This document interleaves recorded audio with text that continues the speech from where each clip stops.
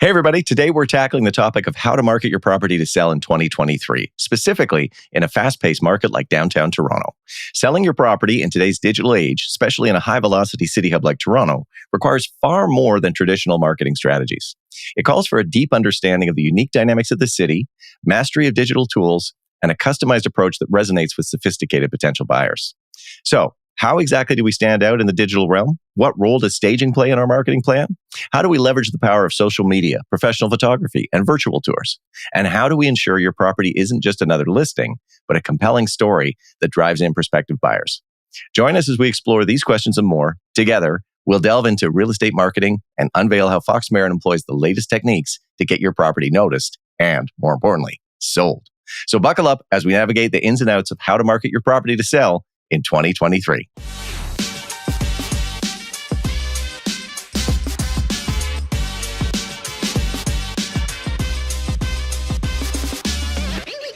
It's week 3 of June 2023. We are Fox Marin Associates, Toronto's most innovative and active brokerage in central and downtown Toronto. We aren't here to regurgitate boring stats. You can find those anywhere. We're here to share what we see going on in the Toronto real estate market in real time on a weekly basis so that you can be in the know and make informed decisions. If you're interested in getting an up-to-the-moment opinion on what's happening in Toronto real estate right now and learning about what's going down, boots on the ground before it becomes a stat, then you're in the right place. My name is Ian Busher. I'm a broker with the FM team. Keep her number handy. She's very important to today's topic. This is Corey Marin, in-house hype girl and resident expert listing broker. And a good man to know. Please welcome our friend, Mr. Ralph Fox, an analytical, investor-driven macro picture watcher. We do this every week, as you know, so hit that subscribe button and join us for the latest updates every 7 days. All right, guys, let's buckle up. Navigate the ins and outs of how to market your property best to sell in 2023. I love this topic. A creative topic about marketing in 2023. Totally up my alley. Pumped. And Ralph looks like he's in a good mood today. So we are like, I know. I felt like I saw a smile during that introduction. And I'm just following the focus group recommendations. Yeah. I was like, you look smiley. You look a little happy over there. Yep. And I was like, the whole heart symbol too. I know. There's a lot of love happening. I know. Ralph, will you act as our moderator today? Will you be the host? The question asker? Ian Busher, I thought you'd never ask. You're going to be the interviewer today? Let's do it. Yeah. Properly hydrated today, drinking water, not coffee. Nice. Perfect. Helps with your sleep. Good. Got some notes, some questions. And I think this is a really great opportunity where we open up the kimono here, so to speak, and talk about what drives marketing in 2023 for Fox Marin and how new school tactics and strategies are being implemented in real estate and how that applies to a changing market like we have in Toronto, where it's constantly changing and evolving with all kinds of pressures and stories coming at it from all angles. So this is a great topic, something we as a brokerage, as a team, as a brand, as agents, as storytellers, really spend a lot of time thinking about. And it's so great to be able to cross-examine my significant other right now, who really is the brains, the brawn behind the Fox Marin marketing. So best place to start would be, Corey, can you tell us about some of the most successful marketing tactics for a fast-paced marketplace like Toronto that you're seeing that are being implemented or that you are implementing for the Fox Marin brand that might be really interesting or new to Toronto real estate? Yes. And I just want clarity a little bit. Are we talking about marketing properties specifically? Or are we talking about marketing in real estate in general? I think it's more property specific, but as well, if you can tie in marketing in general, I think that would be interesting. And I understand that's two different questions, but maybe if we could bring it into like a theme line and then start to narrow down from the seller's perspective, because I do think there are some themes and verticals that we're seeing evolve. And all the crossover. So I think the main thing is that we all know, and our viewership probably knows, that 2023 and 2022 have been really challenging real estate markets. They have ebbed and flowed in every direction possible with the interest rate changes, what's been happening geopolitically, what's been happening with the stock market, how the media has interpreted information from the Toronto Real Estate Board and spun that, the Canadian housing market stories, the US housing market stories. And so as a marketer and as a brand and as a brokerage, we've really had to respond to that in many different ways. And since we're talking about marketing today, we've had to really get custom. And I think this is probably the first time we truly have seen agents and brokers up their game because they have no choice. There used to be a time, and there have been times, and there will be times again, where anyone and their brother could sell a property by posting a photo of an upside down toilet taken from their iPhone of a condo in Fort York and slapped a number on it, and the property would probably sell for a record-breaking price with like little thought that went into photography, storytelling, virtual tours, accurate information, pricing, strategy. And we are not in a market like that right now. So properties that are selling for their highest and best possible price are selling for those numbers because they are marketed in a very nuanced way with high-end photography, with high-end virtual tours, with educated and experienced tenured brokers and agents that know how to price a property, have a very specific offer strategy. They know when to go to market. They know when to time the market. They know how to adjust to the market. They know how to listen to the market and then change things week over week if they need to. And I think this is the first time that I've been in the business where we're starting to truly see an escalation in what the good agents are doing. And I think it's inspiring and it's creative and it's forward thinking and it's what sellers deserve when they're paying the commissions that they pay. And Toronto properties are the prices that they are. Sellers deserve to have that back end to be just on point and super fashion forward, super fashion and technologically, digitally forward as well. And I know we're going to dive into that more. For sure. And when we're talking about changes, also COVID has played such a massive change to online and how the search, if it was 98% all starting and online and happening online, it's gone to about 140%. And so having that online presence and presentation, social media, all of those things. Oh my gosh, it's a given. So many people have now changed. And this is the facet for all the ways that consumers consume information, whether it's retail or shopping for a service or looking for their next property or looking to hire their next real estate broker. They're doing all their homework up front from the comfort of their living room and their sweatpants because that's how they got used to and acclimatized to moving over to that way of educating themselves and becoming familiar with and trusting a brand or a person or a service before moving into action. So 100% people are doing so much more due diligence from their computer or laptop or phone before they're even stepping into a property. And we started noticing this probably sort of at the tail end of COVID. I'm like, oh my God, these buyers know so much about the property. Like they have memorized the floor plan. They've been through the virtual tour many times. They've Googled the address. They've been on Google Satellite. They've explored the street on, Google Maps. All of these things are done from the comfort of their own home before they decide that it's worth sitting in an hour's worth of traffic to get from Ronsonsvale to Leslieville to look at a 3-bedroom semi-detached 2-story house that's going to sell for $400,000 over asking. So I totally agree with that. It's been such a shift, and we've seen how buyers are so much more targeted when they leave their house. They don't want to waste their time, and they're very specific as to which properties they want to see and why.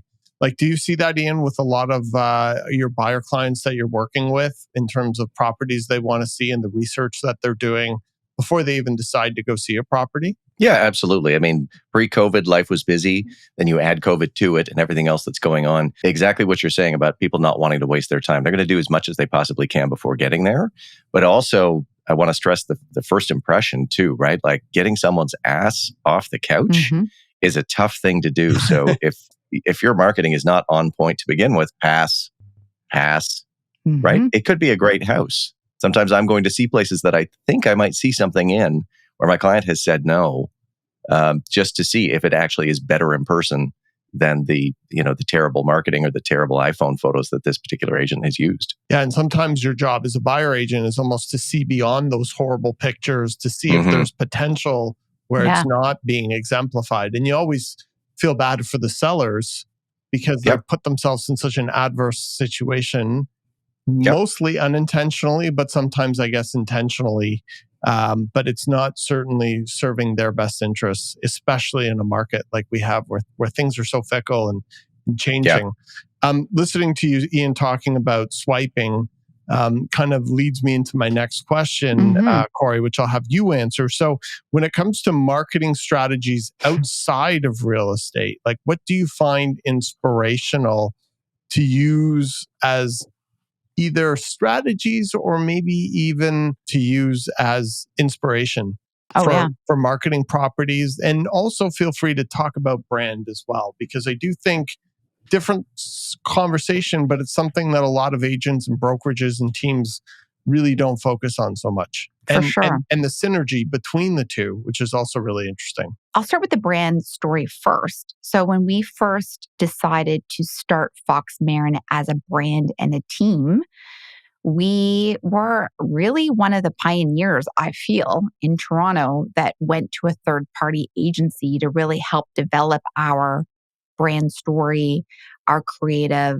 our font selection, our logo, our color guide, all of those things. And so we were very curated and knew that we had an opportunity to leverage something that really hadn't been capitalized on in Toronto at this time with agents. Because for those of you who don't know, most brokerages have an in-house marketer or marketing team, and everything is very templated. So if you're at Royal LePage, you get the Royal LePage collateral. If you are at Sotheby's, you get the Sotheby's collateral, and so on and so forth. We happen to be with a smaller boutique brokerage that permitted and allowed for that flexibility in marketing, which was why we were drawn to them to begin with. So we didn't have to go down that corporate aesthetic. And we had the opportunity to be able to be inspired by and leverage all of these luxury brands outside of real estate that were just capitalizing on the digital information age. We're like, we get to tell our story however we want in the most creative way we want. And we can do it all for free on like Instagram. And we can do this on Facebook. And we can use things like Canva and Photoshop and all the other tools that are out there as an extension of your computer, like built right in. Like we can use this wherever we are. And we can create and build whatever we want to do. This is amazing. So with that in mind, that's what we did. And we made a big investment to do that. And Ralph and I often laugh that it was probably more expensive for us to invest in our brand story and the aesthetic of our brand than would be for us to ever get married. So we decided the joke is I got on one knee and said, Corey, would you co-brand with me? Yes. And that would have been like 2014. Yeah. No one was doing this. No. And where did we go for inspiration? So we went outside of real estate because at the time, real estate was so tacky. And it still can be very, very, very tacky. And I'm sure our viewers here could probably send us 100 million images of hilarious, terrible, tacky real estate marketing, which still exists. But there is a small segment of the market that's really developed in this area. For us to feel inspired, we went outside of real estate at the time because we had no choice. And we went to luxury brands. So a big one for us are hotels, luxury hotel brands, because it's a service.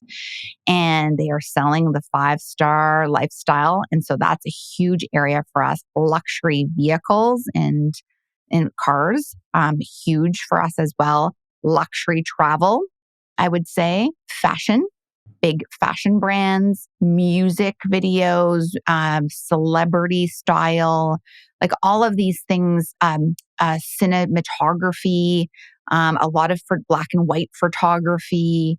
This all kind of went into a big, Pinterest board of inspiration that created a mood board that eventually created the brand. And I still to this day think that Ralph and I really explore what's working outside of real estate, because when we're attracted to paper, fonts, imagery, typography, text overlay, business cards, color trends, color trends, all of that. Like we just love it. Like we really, truly love it. Like I love this part of our job. So we're always collecting and like watching and observing. And one thing that was really interesting that we did is we went like very, very, for those of you guys who know us, at the very beginning, we went very black and white. Everything was black and no one was using black. Like we were like black everywhere, black business cards. It was so sleek and awesome. Like we just loved it. It felt so luxurious. And it said so much about us. We did tons of black and white photography and it was beautiful. The agency did a very good job. Then maybe like 4 years later, it seemed like everyone had something black going down. Like everyone. It was like every sign went black, every business card turned black, every folder was black. And I was like, oh my God. And this is around the time that COVID was like at its height. And black all of a sudden felt very dark and moody and not in a good way, not in the sexy way. It was like non-inspired way. And I went on our website and I was like, I hate it. I hate it. I hate this website. Like I loved it for a while, but now I hate it. And so because of COVID, because this shift of everyone going black, I was like, we have to, and Ralph's we're always on the same page when it comes to this.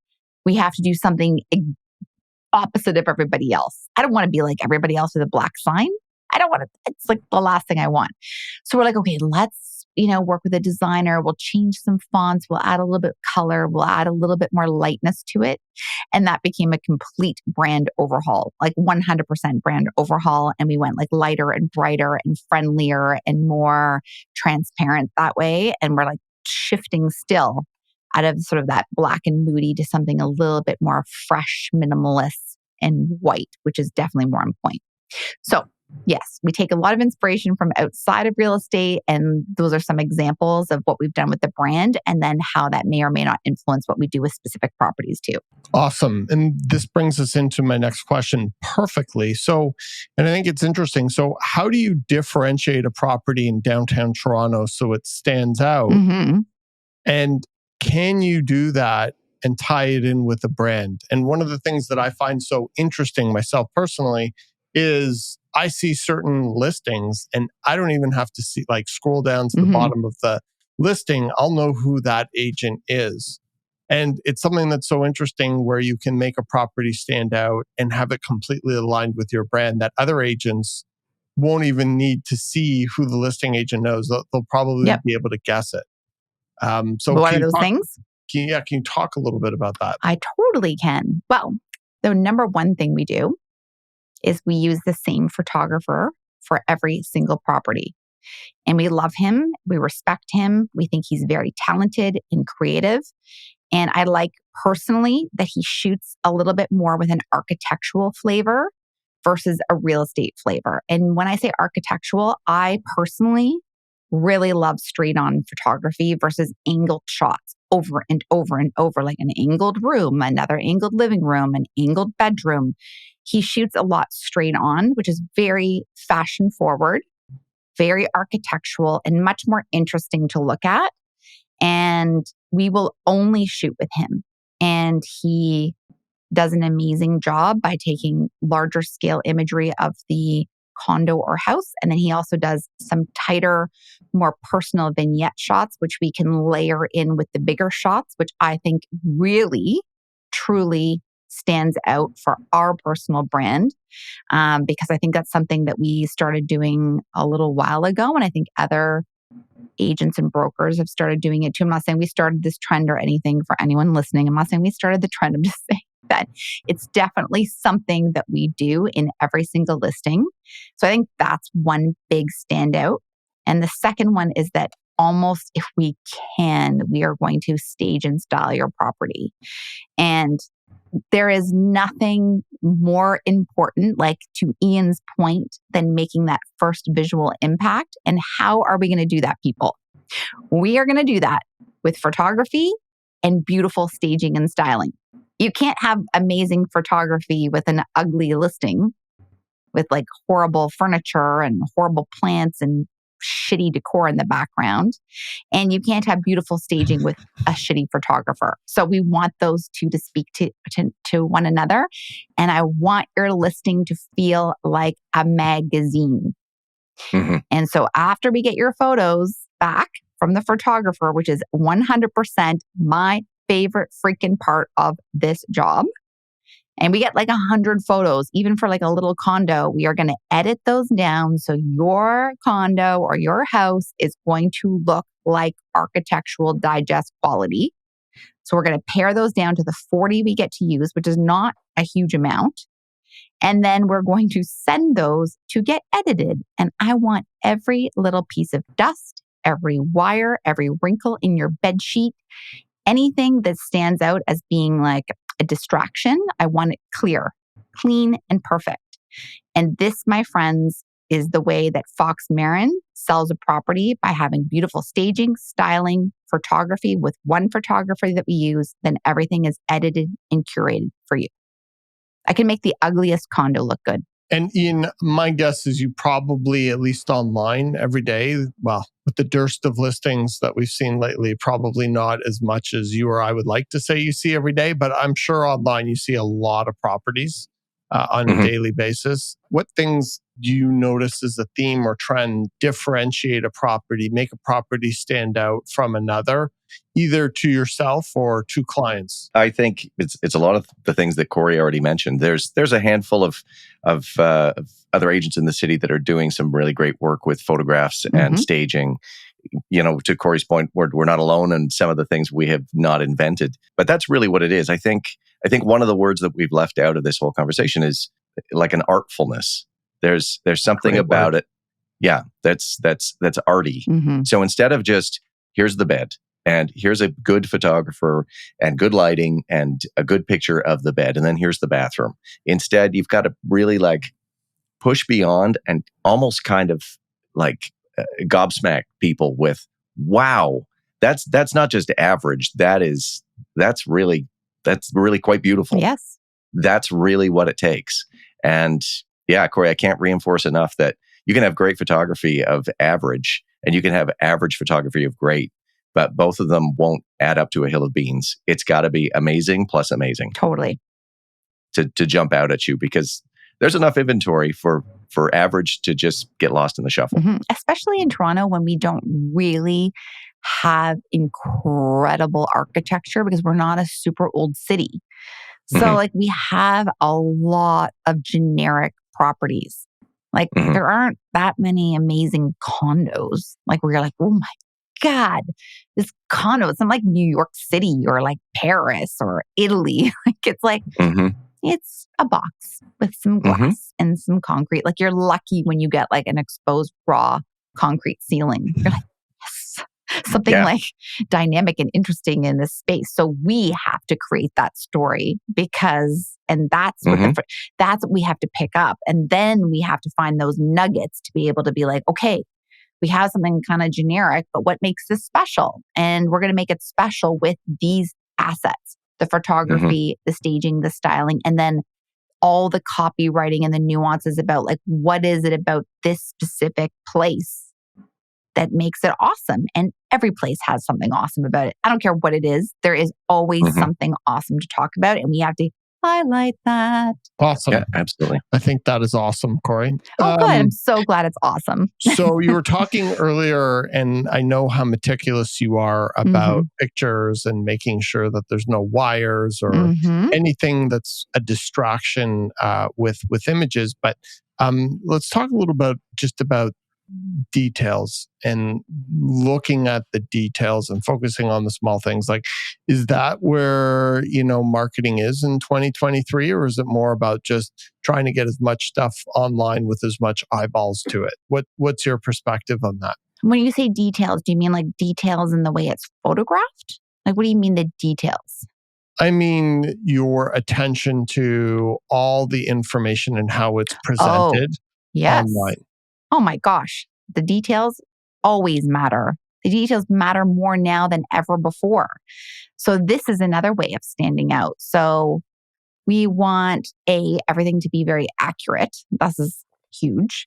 And I want to obviously ensure that the photography and video are sublime, but I also want to make sure that the MLS listing is top notch and perfect and everything's filled out. So that means I want the details about the measurements and the floor plan and the neighborhood and the schools and information about the area amenities and the building amenities and all of the public transit in the area. I want all of those details to be there too. Mm-hmm. And as we were talking about, we know that these are buyers and the buyer prospects, they're doing their research in advance. So we want to make sure all this is accessible for them and easy for them. And sometimes it might not be where somebody's like, oh my gosh, this listing is so detailed. They might not be thinking that, oh wow, look at the attention to detail. It just feels better because everything is there, right? Oh, I understand what I'm looking at. Oh my gosh. Okay, I know how big it is. It's 656 square feet, or this house is 1,890 square feet and it was built in this year. It might not be that they're noticing the details. It just feels better to look at a property when they have information about it. And then when they have information and they feel good about it, then they feel more trustworthy, and trust moves into action and action moves into offers. Yeah, confidence. Yes. Give them confidence. Does that answer your question, Ralph? I think very succinctly. Oh, good. Okay, so next question. This is literally 3 podcasts worth of content right here. Is it going to be about staging? No. But we're going to have to narrow this down in about 5 minutes or less. Ooh. Social media. Yes. Let's talk about social media, and let's talk about its importance to marketing properties, brand, buyers, sellers, mm-hmm. the whole thing. I'm sure you've got a couple thoughts on this topic. I love social media for this reason. Okay, first of all, it's free. We actually pay for a lot of social media, but I'll talk about that in a second. This is a way that you have complete control of telling your story online to whomever you want to tell it to. And you can have a huge freaking audience to market your properties to. And there are so many avenues to do this, including Instagram and Facebook and LinkedIn and YouTube and everything else our viewership knows that exists out there. It's an absolute must that you are marketing your property on social channels. This is how people search now. This is how people sleuth. This is how people snoop. This is how they find out things they didn't even know they wanted. So yes, it makes an incredible impact to the eyeballs on the property. And at Fox Marin, we put a big budget behind sponsored advertising. And so we can get targeted, not as much as we used to, but that's a whole other conversation because of the rules with Meta and how they've sort of changed how you can market a property in the housing category. But we put money behind all of our property listings to make sure that that property is being seen by 10,000 people in a week. That's more than anyone's going to see on realtor.ca. So, and this is again, we have complete control and we have the opportunity to engage with potential purchasers or purchasers' friends or purchasers' family members and engage with them. And what always surprises me the most is to see how many times those ads are forwarded. And sometimes it's forwarded 60 times, 80 times, 120 times. Who's forwarding them and where are they going? So yes, this makes a massive impact on selling the property. It's impossible to measure, by the way. If somebody sees it on Instagram or sees it on Facebook, they're probably their next step is going to go to House Sigma or realtor.ca to do additional search. So yeah. And then again, with the brand story as well is when we have this distinct storytelling and visual impact on all these different social channels, it's another way for us to be able to tell our audience that, this is how we do it. And we do it big and we do it right. Yeah. And I think it's such an effective way to reach out to people who maybe not be actively looking. However, they may be looking for the right opportunity that then all of a sudden gets forwarded to them. And we've definitely been able to track back properties that we've sold as a result of that, which I find really, really interesting. And it's another way to approach markets outside of MLS and realtor.ca and the realtor community, even by having social media do the work and make it magically appear in front of the right eyes at the right point in time. And we've seen a neighbor sending it over to a friend who wants the friend to live next door, or a family member. Just amazing stories at how powerful of a tool this is, and when it's done right, it becomes a force multiplier exponentially. Sorry, I just want to add one more thing. Actually, two more things. One is, for agents that are listening, social media is like a commitment. Like, it's not like you're just like slapping this together. Like, we put a lot of time into like how this is curated. Like, we're not just like slapping it out there and hoping for the best. We want to make sure it aesthetically looks incredible. So that's one piece of it. And then the second thing is, and this not necessarily has to do with marketing properties to sell, but we have so many clients that come to us after following us on a social channel 2 or 3 years later and been like, I've been following you guys for so long. And this how's your dog, Draper? How's Draper? Or like they know the team, or they know something that's happened, or they've fallen in love with a specific buyer story or something. And this is another amazing way for our viewership and like our followers to feel like they kind of get to know us and trust us before they reach out to us, which is like a whole other conversation that we can have on another podcast. But I think it helps with selling properties too, because they're like, oh, it's listed by Fox Marin. They're good peeps. I've been following them. I feel better in my belly about this because these guys know their shit and they know what they're doing. So I think that's another part of it. And thank you for that, Corey. And you're Ian, how much of a role do you see social media playing for your buyer clients who are looking or sometimes not even actively looking? It's pretty big. I was actually going to comment on the number of times I hear from people, I think this is consistent with what you were just talking about, who are not even actively looking. I will go to a social function and I'm always surprised by people who I didn't even notice were following Fox Marin, were following me and my, because we all sort of have our separate Instagram channels as well, where we share all of this content just to get it out to that wider audience. But I'm shocked when I'm out and people will comment on things that they've seen and said, oh, how did that do? Yeah. How many offers? That was beautiful. I love that one with the balcony. Like, that was such a great terrace. That's such a great backyard. Yes. Or, that master bedroom, that primary bedroom was just off the charts. The kids, the crib, the babies were like just super cute. Like, all of the things I'm hearing from people. And I was like, I didn't even know you were paying attention. So that's just how powerful it is. Yes. It's a conversation starter for sure. So interesting. And it's something that you don't sometimes think about when you're out, but it's amazing how other people, it is definitely something that they're watching quietly from afar until they're ready to pounce. Move into action. Yeah, exactly.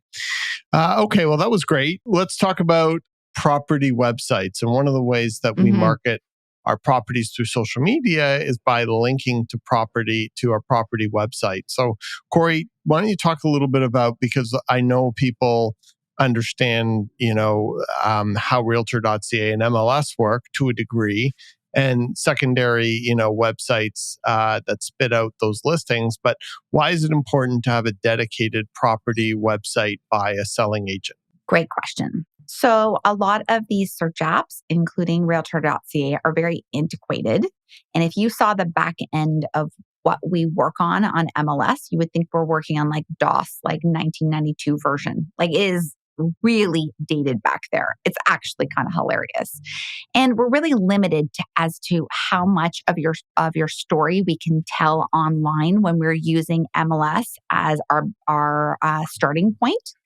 So we can only put a certain amount of photos. They have to be a certain resolution. We can only use a certain amount of words. That every word has to have title case. We can only use certain descriptions for descriptive words for the rooms. They come from like this drop-down menu. And then you have to pick one of those description words. And those words look like they were like written out in like 1983. I'm like, I don't even know which word to pick because they're just not even relatable anymore. Large window, large closet. Large window. Laminate. Large window. Yeah. Open concept. Combined way with, to sell the sexy MLS. Yeah. So laminate. It's very condensed as to what we can tell there, the storytelling side of things. So why the website's important is this is where we have control over ensuring that we can share everything you may or may not want to know about the property, including all of the images, your full property virtual tour, your download of the feature sheet, download the floor plan, download the neighborhood amenities, look at Google Maps. You can do everything there on that landing page that's on our website. And then we can promote that, which is huge. And we can promote that through our social media channels and YouTube and all of those things. And oftentimes we'll get more eyeballs on your property website, like our property website that we have customized for you, than you will get on realtor.ca. So This is where you're going to find more information, basically. Okay. That makes total sense. And it's definitely a big part of our process. Yes. I'm going to throw this question over to Ian because, Corey, you've talked a little bit about this already. So, Ian, from 1 to 10, how important are professional photographs and virtual tours in selling a property in 2023 in downtown Toronto? 11. Mm-hmm. That's it? I thought you were going to say 100. 12? Yeah. Off the charts important. Again, going back to that first impression is huge. I mean, people will go see average, but if they're already in love with it before they're even standing in it, right? I think provided that the follow through on the visit is there. So if your staging and repairs and renovations, anything that you did at the property are as good as those photos show, and they're already in love when they get there, that's huge. You don't have to convince them. Yeah. They've already convinced themselves. You just have to take it over the line. Totally. That's it. 100%. Yeah. And this is why it's so freaking important. And Ralph and I often use this analogy when we're talking to selling clients, is that people are literally swiping left on their House Sigma app or the Realtor.ca app while they're standing in line at Starbucks waiting for their venti mocha frappuccino. That's what they're doing. They're swiping. And if you don't have a first image to have that potential prospect stop and be like, whoa, and be like, I want to know something more about this property, and then start digging into information, you've already lost them. Like, no one has an attention span anymore. We're all constantly just inundated with pictures all day freaking long. So it is our responsibility and our job to make sure that first image on your listing is a showstopper. That's your hero smack in picture. The face.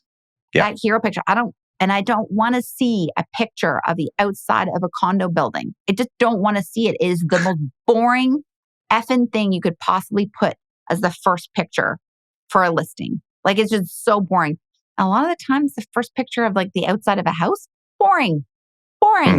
People want interior shots. That is where their romance, that's where they emotionally connect. They start visualizing themselves in the space. They want to know where you got the sofa from. They want to know where the cushions are from. They want to know where what the hardwood is. Whatever it is, it doesn't matter what they like about it. I want them in the space personally. And then I want them to look for information. And then I want them to move into action mode. And so that picture is crucial.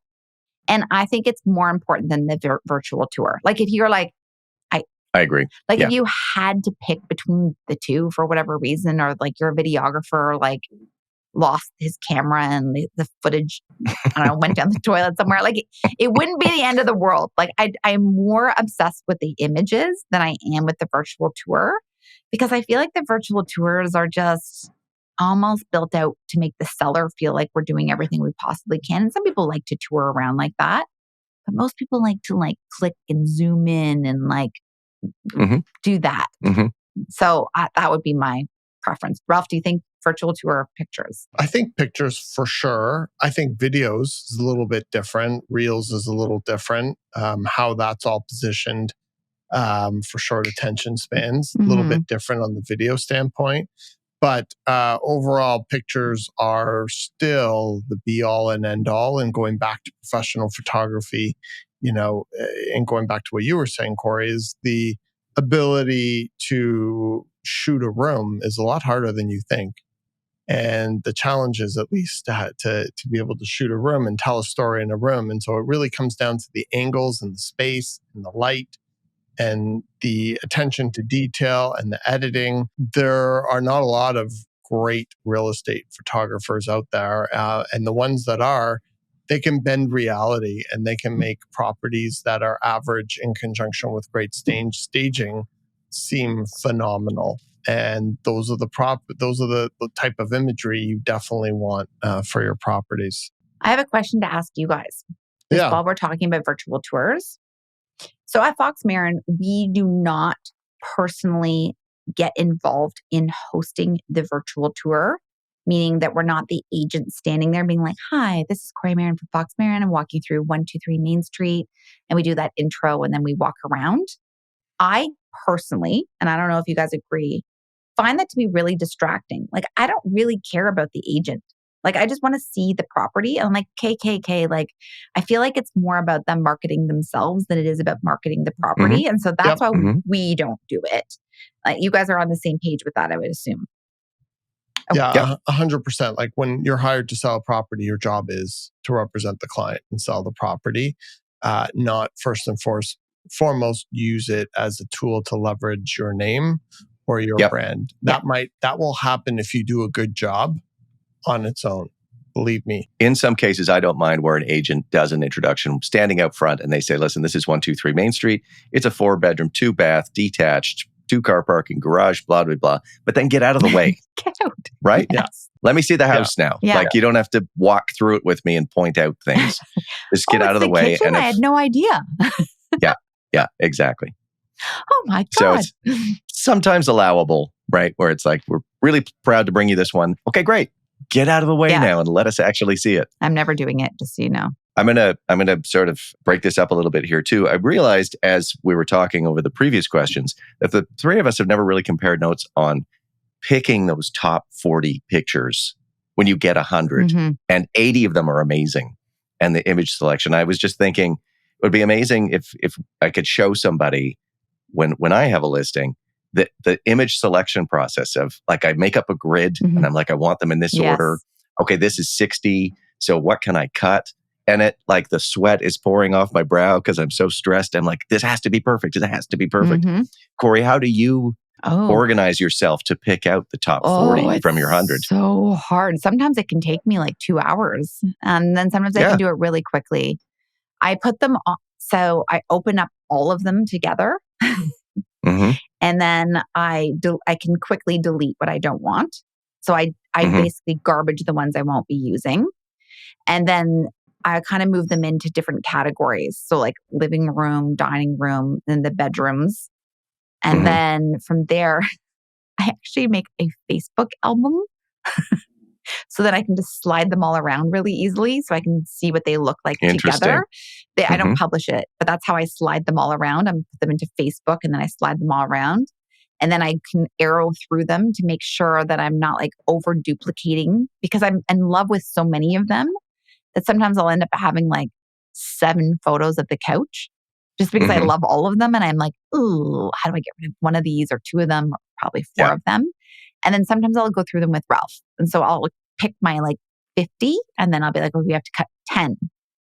And then he'll sit beside me and we kind of go through That's always the hard part, where you've got to cut that final 10 or 5. And they're all great. Yeah. It's really hard. And then what's really even harder is cutting them down for social media. And you can only have 10 for Instagram. And I'm always like, oh, this is like so hard. So I find it really difficult myself as well. And I also think I try really, really hard to be like, I want the viewer to understand the space as well.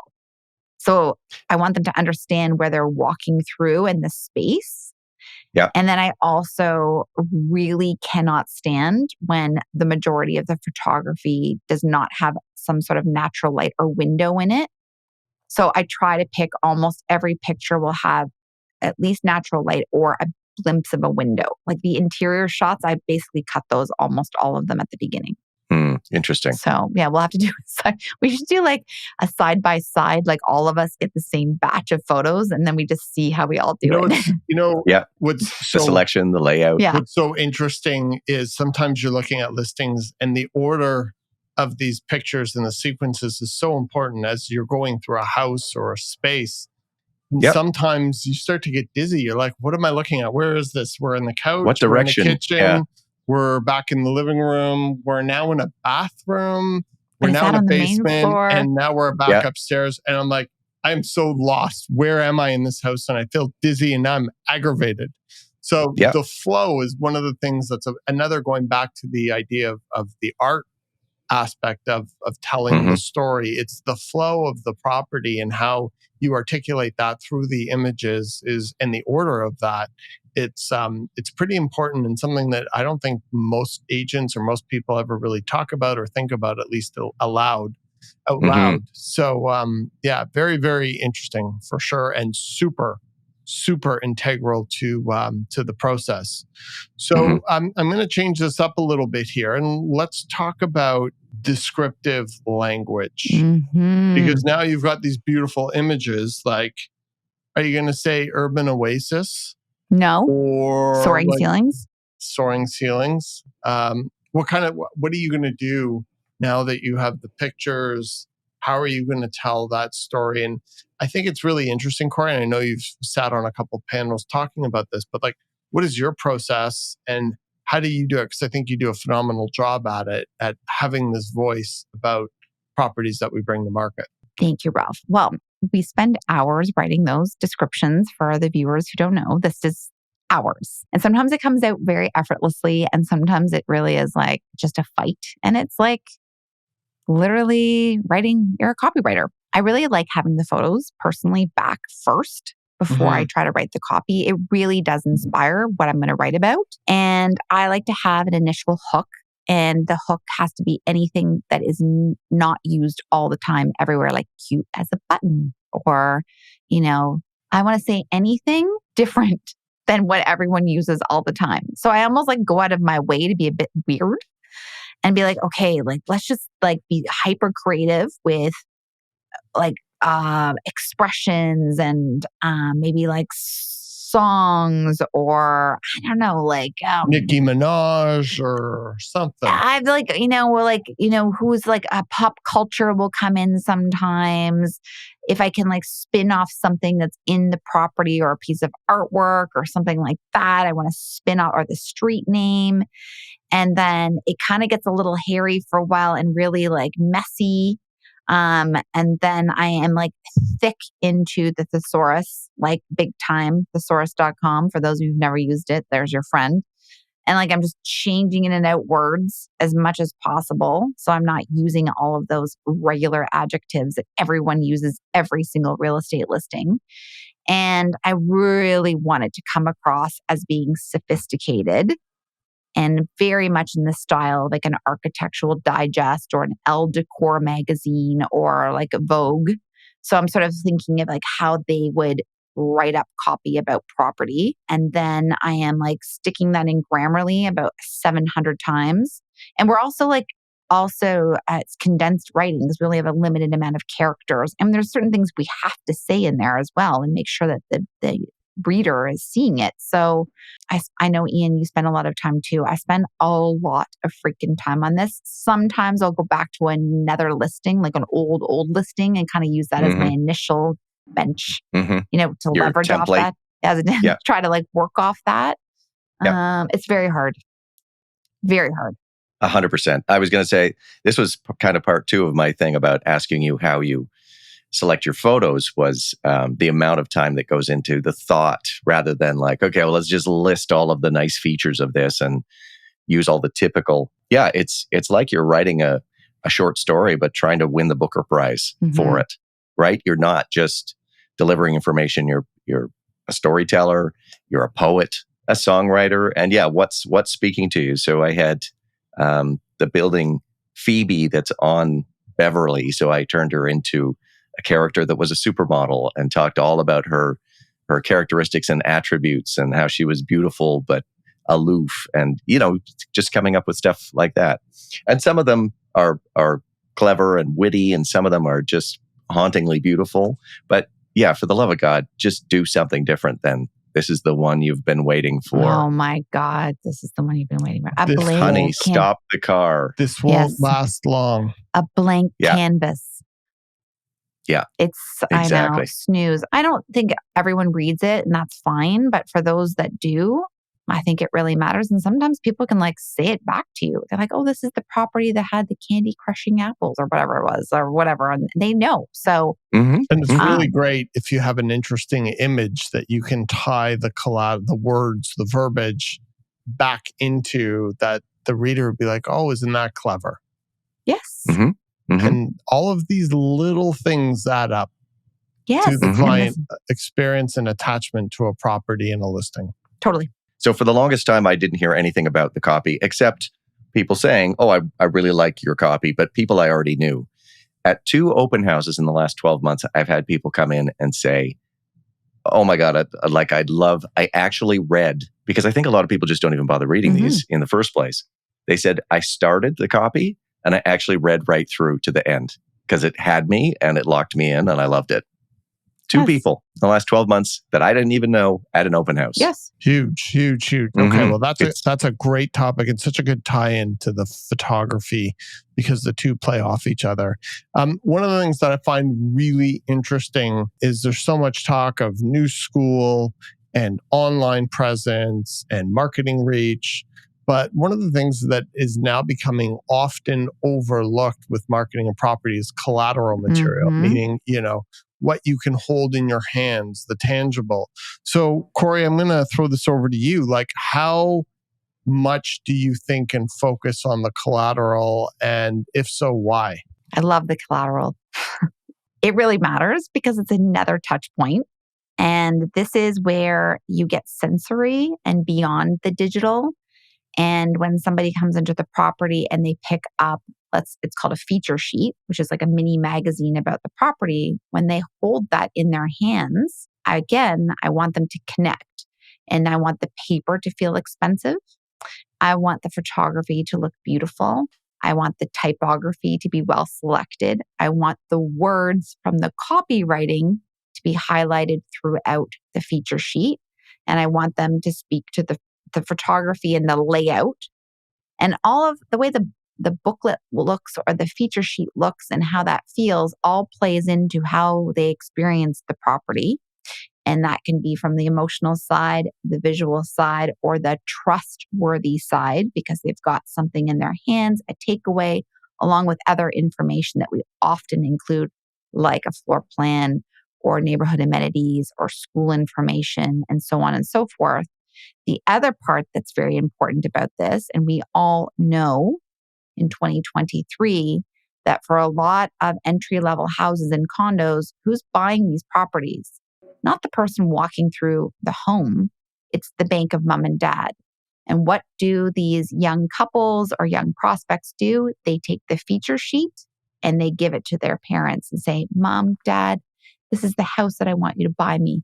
And then they say, here. And then the parents get the same experience. And I want them to be holding something that looks and feels expensive and curated and intellectual and sophisticated and trustworthy. So yes, I care very much about those feature sheets. And I feel like sometimes they're so nice that people don't even take them. They're like, oh, is it okay if I have one of these? I'm like, yes. So I have to force them to have one, but I think they're big time. It's untrackable reach, but it is a first impression to those parents. I mean, even if it's not parents, it might go home with someone and get put on the coffee table and the property sells the next week, but it still sits there for 3 weeks. So, a friend comes over, a family member comes over, oh, what's this? And picks it up. And it's really, really important that it's just as perfect as everything else, 100%. Yeah. It's weird. You go into a lot of properties now, you don't even see anything.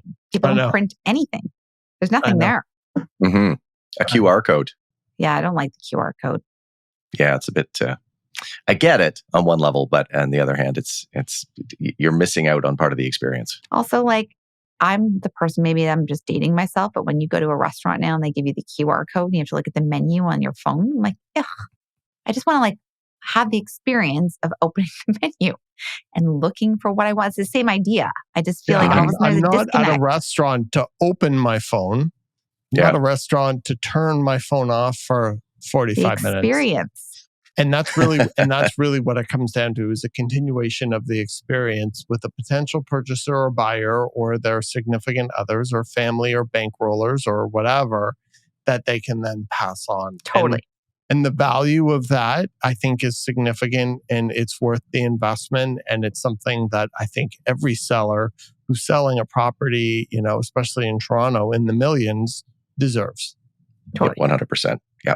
Okay, great. Well, now that we have a consensus on that, I mean, this is the real big topic, the real marketing properties, 500-pound gorilla in the room, the secret sauce, staging. Oh my gosh. I don't know where we begin. I don't know where we end on that, but it is the beginning and it is the end when it comes to marketing a property and selling a property to its highest and best and getting a record sale or even a sale. I don't even think we need to add any more than that. It just is. And any sellers out there that don't believe us, you're wrong.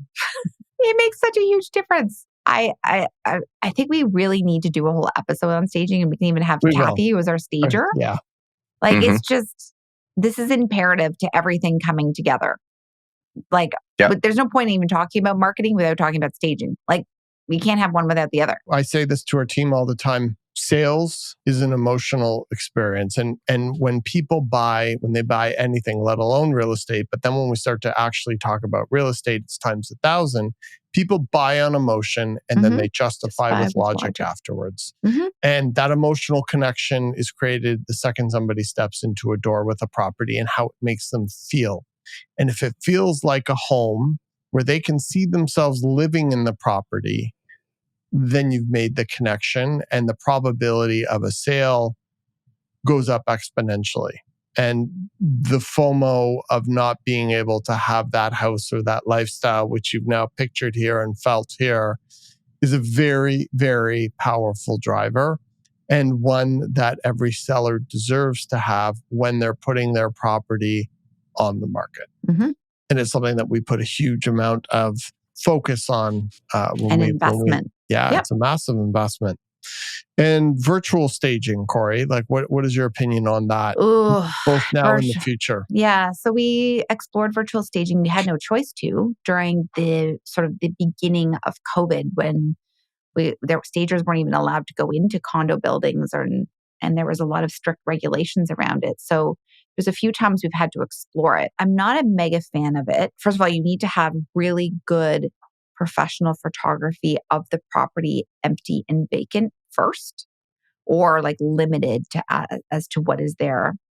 And a lot of the virtual staging companies that are virtual stagers are hideous. Like the work they produce is so bad. It is so tacky. I don't even know what it is. It's like floating clip art, like hanging on top of the living room and bedroom. Like it's just the worst. And it is so distracting that all you'd end up doing is being like, why is this so bad? And you're just like analyzing the virtual staging. There are some companies in the US and one in New York City that does an incredible job with virtual staging. And is not inexpensive. I think it's about $600 to $700 per room to have a room done. And I think it's very quality. And I think that it would come into play at the right moment with the right property if you were unable to stage it for whatever reason. And there have been times we've used that company to do an outdoor backyard terrace or an outdoor condo terrace when we've shot it in the winter time. And we want to be able to show it at its highest and best looking green and fresh with outdoor patio furniture. We'll use that company for one picture so that we can showcase the backyard or terrace looking that way. It's definitely not my preference. And for anyone exploring this, you really need to do your research before you hire one of these places, because they'll use third-party companies overseas to do it. And it's just hideous what comes back, like not usable.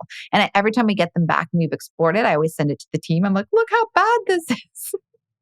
And it's like a joke. So I'm not a big fan. And I'm very distracted when I'm looking at MLS and I see virtual staging. I just spend most of my time just mocking it. I do think it's interesting as technology and AI improve. Oh my God. In a year or two's time, We'll probably like, virtual staging is awesome. Yeah, probably a very different story. And then we'll start to get into Apple glassware and all the other things that are coming down the pipeline. So really, really interesting to see how this is just really the tip of the iceberg and will transition into marketing properties. So I think this is a really good point for us to sort of start to wrap up here. What do you both, and I'll weigh in as well, see as like a sneak peek into the future of real estate marketing? Like, where is this all going, especially in cities like Toronto? Like, we know where we are, but a few years' time from now, what is the landscape going to look like? Yeah. Well, I think you already started unraveling that question by bringing up AI. Like, this is going to be a huge part of real estate, not necessarily like on the client experience side, but on the marketing side for sure. Like, it's going to come in there. It could edit photos for you. It could show the property at twilight in the daytime. Virtual staging will heavily improve. Perhaps the way copywriting is done, maybe be able to like use targeted words that's like perfect for the buyer demographic. AI will probably be able to figure out the perfect buyer profiles. When we're doing social media ads, AI is going to be able to like crawl for the right demographic, and probably I don't even know, it's like limitless what it could do, but it's going to be able to be like, let me send this ad to this specific buyer, and it's going to be like so on point and targeted. So yeah, AI for sure, like hands down. And I also think the second thing is, I think that the consumer more and more and more is expecting more and more from their broker, as they should. And we've seen this change over the last like year or two or three since COVID. And we've seen these market shifts happening, and sellers are demanding more from their broker when they're selling a property. And I think we're going to see that continue in terms of expectation of services. So when you are researching for your listing agent, these are questions you want to ask them and dive deep into and get examples of and research, because you as sellers with properties that are worth what they're worth deserve the very best on the marketing side. And marketing is 100% how you're going to get the highest and best price for your property. So those are the two things I think. I will follow that up with, I think that tech and information are going to be the two big drivers of where we go in the future too. We already mentioned how difficult it is to get people to actually go out and see a place. People are busy, and we just keep getting busier, and traffic is terrible and time is short. So I think with the advent of cameras that can fit on the head of a pin, I think tech-wise, we're going to start to see different ways for you to actually see the property beyond the photos and the virtual tour by maybe just logging in and being able to jump from camera to camera, room to room at different times of day, as well as even just within the last 5 years, the amount of information a consumer is able to get about a property before even going. I think that will continue to increase as well, which is why what you said, Corey, the broker is going to have to kind of prove their worth, because consumers are able to get more and more and more information themselves and kind of say to themselves, what is it you're doing for me? So I think both new tech and the amount of information that the consumers are getting about properties are going to mean we're going to have to push to get people to actually to come and see you. So that's really what the challenge is going to be for sure. But I think those two things are going into the future, the things that are going to keep shifting. And I think they're going to be exciting too. But I think it's going to be exciting. Exactly. Yeah, I welcome it. We're going to have to stay on top of it 100%. But I think those are two things that we'll see shifting over the next few years too. And with all this information, I think the consumer is more confused than ever before. True. So this is where, an educated, tenured, experienced real estate broker or agent is going to be able to guide people in the right direction because all this information is so overwhelming. Yes. And I don't think we can ever forget how much emotion comes into play when it comes to acquiring a property or selling a property, and where that guidance and that helping hand really is something that can never, I don't think, and maybe I'm wrong because we really don't know, ever be replaced. I just can't imagine how it could. Maybe it could. We don't even know where all of this is going, and I'm very open to wherever it goes, but I just can't imagine that the relationship that we develop with our clients could be replaced with, AI or a robot or I don't know what, a real estate therapist. Making these kinds of large, impactful decisions on your life without some kind of an advisor who focuses in on all of this and does this full time is not something anyone wants to be doing. I don't think large mistakes will be made without professional advice. But maybe like the AI bot will be so smart that maybe it can give advice. No. I have no idea. Anything's possible. Yeah. I don't know. What do you think, Ralph? I think the future's bright, and I think that AI and technology will just help continue to push creativity and efficiencies. And I think it's really an exciting time to be alive on a whole bunch of fronts. Circling back to real estate, I think that at least in the short term, buyers are getting far more sophisticated, and so are sellers. And they are becoming very clear in terms of what they want and their willingness to hire or work with anything that is not at where they feel it should be as their level of sophistication and demands continue to rise. Only the strong and the best in our business are going to continue to meet those requirements. And so I think it's going to be a really interesting time. I think you're going to see, and we talked about this in a past podcast, but the days of the solo agent are numbered. Brokerages are nowhere near important in the way that they used to be. And teams and collaboration and the ability to move quickly and efficiently with technology and market changes are the ones that are going to be the dominant forces in the market. And those are going to be the ones that consumers gravitate to. So definitely interesting times, but never dull when we're talking about Toronto real estate and marketing. And thank you so much, Corey, for being just your awesome self, your effervescent self, and taking us through a lot of what, goes behind the scenes for Fox Marin when it comes to marketing. And I love it.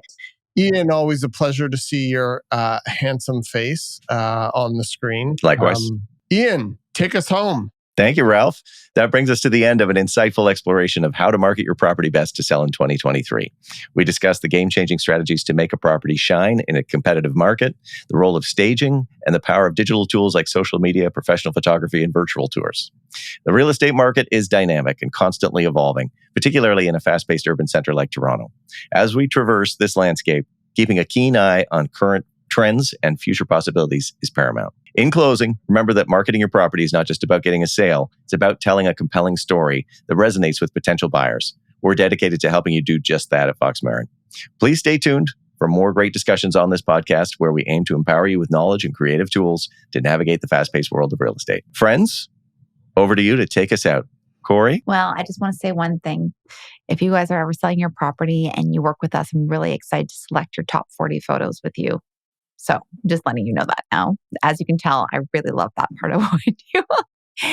And contact us because we're obviously hyper creative and we super love what we do and we're very nice. And if you find any of this content information presented to you today and you want to hear more from us, please smash that subscribe button down below and hit that like button.